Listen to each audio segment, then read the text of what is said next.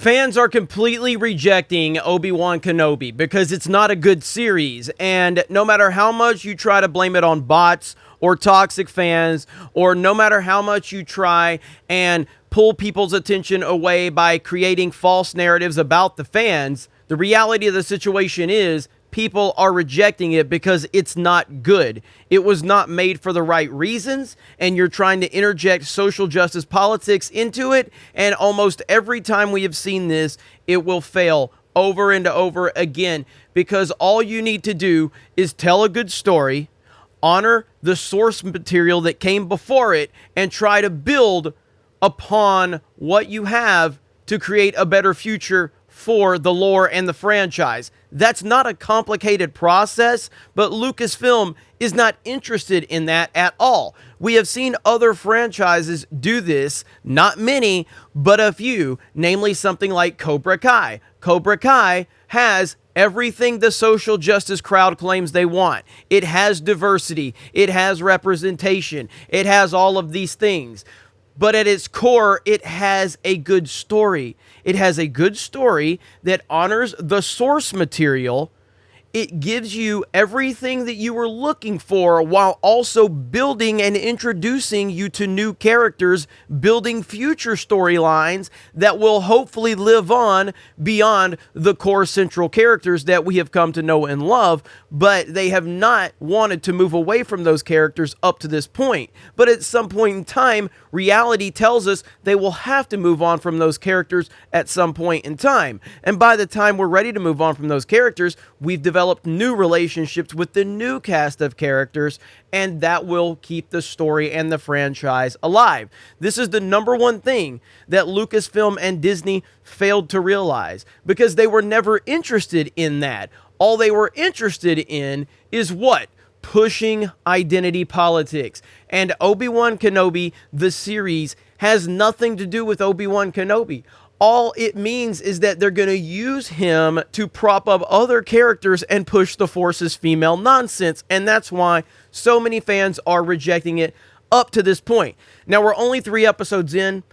I think there's 6 or 7 episodes for the series. I can't really remember. Again, I wasn't planning on watching this series at all, but the audience here requested that I do, so I can give them my feedback, and I always respect our audience, and if it's something I can deliver on, I'll do my best to do that. So that's exactly what I've done. So I don't know how many episodes Kenobi is. I think it's 6 or 7. So we still have a few episodes left to see exactly where they're going to take this, but the writing is on the wall. It's obvious as day exactly what they're doing with this series. And what's most important here is that on a weekend that a series taking place during the prequel era, returning 2 of the biggest stars in the history of Star Wars, Hayden Christensen and Ewan McGregor, Star Wars was third in trends, behind Stranger Things Season 4, which was really good, by the way. Really good. I highly recommend that. And I don't want to go off on a big tangent about Stranger Things. I think Season 1 is perfect. I really liked Season 2. I did not like Season 3. And I was not looking forward to Season 4 based on Season 3. But I heard good feedback about Season 4 from some of my friends. So I went ahead and watched it. And I have to say the first part of Season 4 is excellent. It's really good, and I highly recommend it. It really gets it back to the basics, and it feels like earlier Stranger Things. I do have some minor issues here and there, nothing major, but little things here and there, but overall, I highly recommend Stranger Things. But you also had Top Gun, another franchise over 30 years old, returning.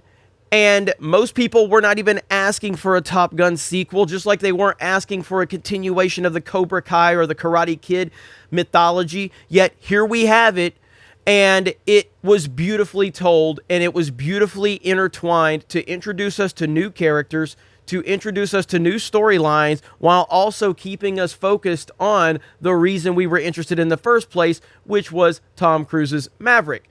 It was beautiful. So on the weekend that Obi-Wan Kenobi released, and I know Disney Plus is loving the whole we're the number one show on Disney Plus. They're pulling the LeBron James stats now. You know, on ESPN, they love to tell you that LeBron James is the first player that's ever hit a three-pointer in the third quarter when there was a guy sitting in the front row with a hot dog and, tater tots, and a woman next to him was holding a Coke.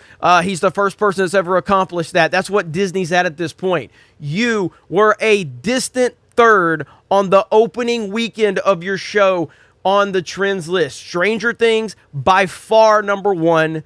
Top Gun, by far number two, and a distant third was the series Obi-Wan Kenobi. Fans are rejecting it because it's social justice garbage. It's destroying continuity. And as I said, I don't even get caught up on continuity that much. Like, I understand a story needs to be told. I totally understand that there's moments that you're going to have to, if you're telling a story that's already been told within that time period, there's going to be minor contradictions here and there. I don't really care about all of that. I'm a fan of the Clone Wars, for crying out loud, and Rebels. I totally understand that there's going to be continuity errors, and as long as it benefits the story, I'm 100% okay with that. The things they are doing in Kenobi are completely unnecessary from a storytelling standpoint. They are necessary from a Force's female standpoint. Absolutely. They're necessary because you've destroyed the brand so much that you have to pull Obi-Wan and Vader, out of the depths of hell where you've left them, to suddenly use them for marketing so you can pull people back in. But from a storytelling standpoint, it makes no sense. You did this to yourself, Lucasfilm and Disney, and people are rejecting it. That's the reality of the situation. So, you guys let me know your thoughts in the comments below. And just remember, everybody wants to say, well, Jeremy at Geeks and Gamers hates everything. I just mentioned 3 different franchises that I absolutely love. Top Gun, Cobra Kai, and Stranger Things.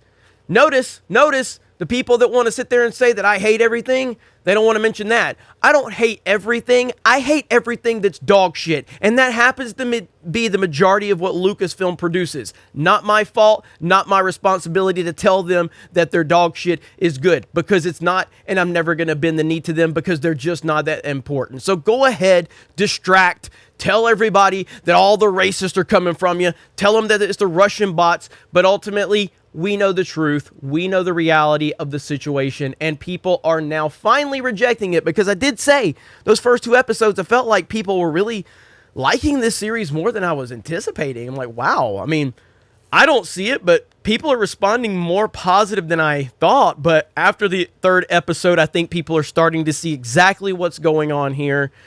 And look, I'm guilty of that just as much as anyone else. It took me longer than I wanted it to realize what was going on at Lucasfilm and Disney, and sometimes it takes a little while. We go into these things wanting to like them and wanting to enjoy them, and I understand that. I do. I understand going into these things with a positive mindset and trying to go, I really want to like this movie, because we don't go into Star Wars movies wanting to hate them. Disney has conditioned us that we're probably going to hate them because they push nonsense into everything, it seems. So you guys let me know your thoughts in the comments below. Thank you very much for checking out this video, and we will talk to you later.